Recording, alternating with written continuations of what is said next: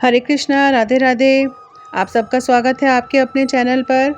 आज इस वीडियो में हम बात करेंगे सावन माह के एक बहुत ही महत्वपूर्ण त्यौहार के बारे में, यानी कि हरियाली तीज के बारे में। वीडियो शुरू करें उससे पहले आप सबसे एक रिक्वेस्ट है कि अगर आप चैनल पर नए हैं तो चैनल को सब्सक्राइब करें और अगर वीडियो पसंद आए तो लाइक और शेयर करें।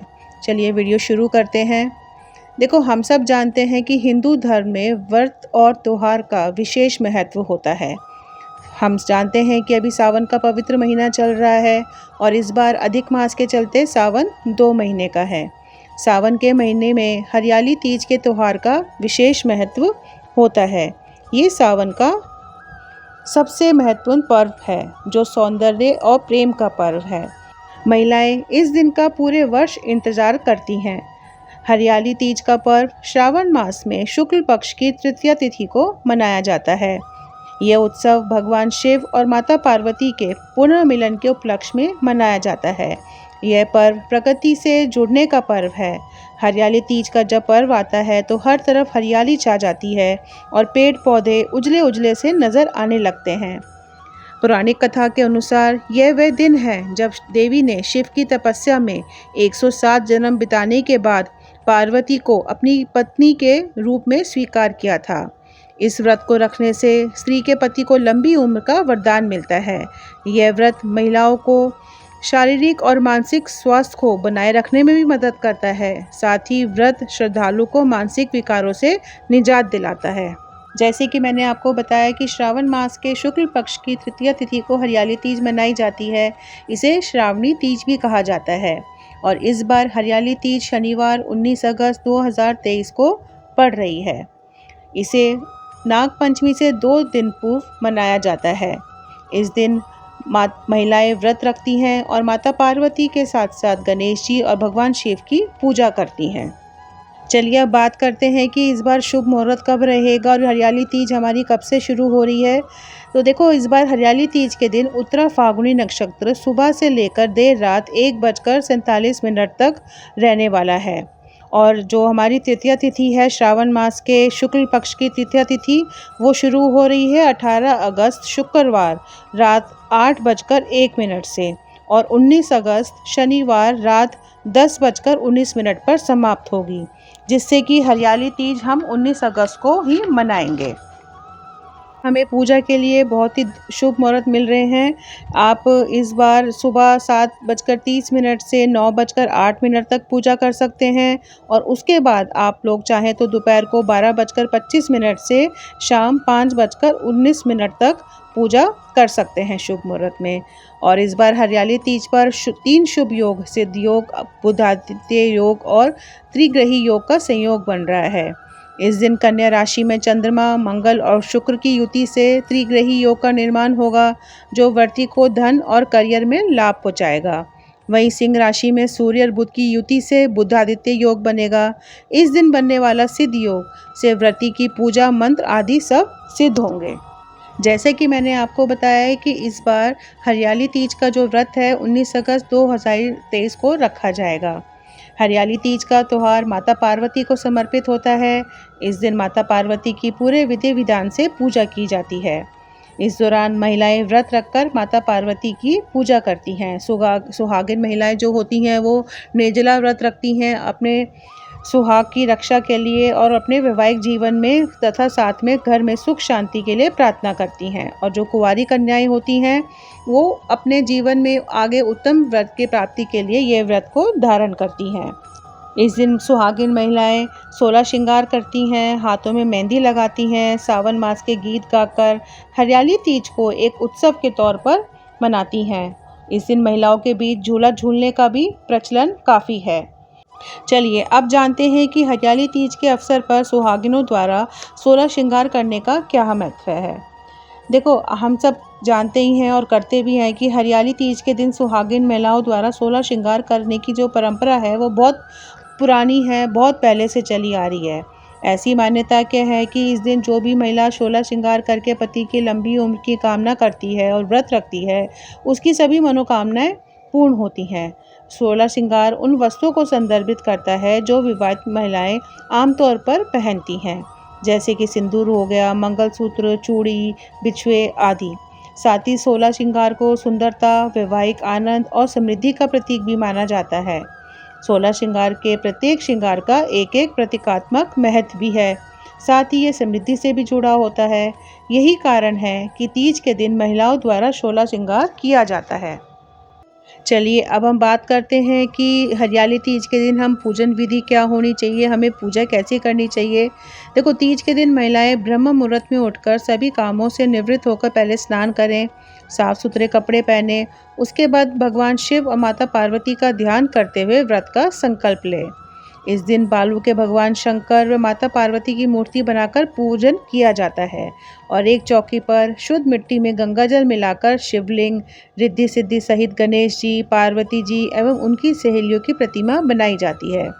माता को श्रृंगार का सामान अर्पित करें। इसके बाद भगवान शिव, माता पार्वती का आह्वान करें। माता पार्वती, शिव जी और उनके साथ गणेश जी की पूजा करें। शिव जी को वस्त्र अर्पित करें जो कि जनेऊ होता है और हरियाली तीज की कथा सुने। अब देखो, ये तो बात हो गई कि हमें पूजा कैसे करनी है। अब इस पूजा के लिए हमें क्या क्या सामग्री चाहिए वो भी आप लिख लीजिए। हरियाली तीज के दिन माँ पार्वती और भगवान शिव की तस्वीर चौकी पर स्थापित करनी चाहिए। पूजा के लिए चौकी पर पीला कपड़ा, केले के पत्ते और कच्चा सूत भी रखना होता है। इस दिन व्रत के लिए बेलपत्र, धतूरा, शमी के पत्ते, भांग, नारियल, एक कलश, पान सुपारी, साफ चावल जो टूटे हुए ना हो, दुर्वा घास, गाय का दूध, देसी घी, श्रीफल, चंदन, दही, मिश्री, शहद और पंचामृत, इन सभी सामग्री को अवश्य एकत्र कर लें। इसके साथ ही माँ पार्वती का श्रृंगार का सामान जैसे कि महावार हो गया, कुमकुम, मेहंदी, इत्र, चुनरी, बिंदी, सिंदूर आदि के साथ उनका 16 श्रृंगार करें और फिर अपना पूजा और शुरू करें। चलिए अब बात करते हैं कि हम प्रभु को भोग क्या लगाएं, क्योंकि जैसे कि हम सभी जानते हैं कि पूजा के बाद भगवान को भोग ज़रूर लगाना चाहिए। तो हरियाली तीज के दिन शिव पार्वती को क्या भोग लगाएं, कितने भोग लगाएं जिससे हमें कि अखंड सौभाग्य का वरदान मिले। तो सबसे पहले चीज़ आती है खीर। हरियाली तीज के दिन पूजा के समय शिव शक्ति को चावल और दूध से बनी खीर का भोग अवश्य लगाएं।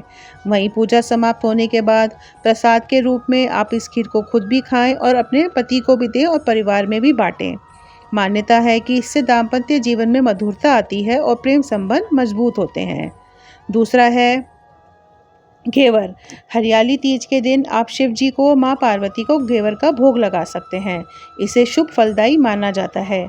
घेवर का भोग लगाने से वैवाहिक जीवन में खुशहाली आती है और वंश वृद्धि का आशीर्वाद प्राप्त होता है। तीसरा है सूजी का हलवा। कहते हैं कि धार्मिक शास्त्रों के अनुसार सफ़ेद रंग की वस्तुएं शिव जी को प्रिय होती हैं। ऐसे में आप उन्हें हरियाली तीज पर सूजी का हलवा बनाकर उसका भोग लगा सकते हैं। इससे भगवान भोलेनाथ और माता पार्वती का आशीर्वाद हमें प्राप्त होता है। अगली चीज़ है शहद। इस दिन आप भोले बाबा को और माँ पार्वती को शहद का भोग लगाएं। फिर पूजा के बाद उस शहद को किसी ब्राह्मण को दान कर दें। ऐसा करने से आपके जीवन में सुख और संपत्ति बढ़ेगी। और सबसे लास्ट है गुड़ की मिठाई का भोग। इस दिन आप गुड़ से बनी कोई मिठाई माता पार्वती और शिव जी को चढ़ाएं और पूजा समाप्त होने के बाद उसे भी किसी को दान कर दें। ऐसा करने से धन का संकट दूर होता है और घर में सुख शांति का वास होता है। तो इन चीज़ों का, 5 चीज़ों का आप भोग लगाएं और अपने मनवांछित फलों को पूर्ण करें।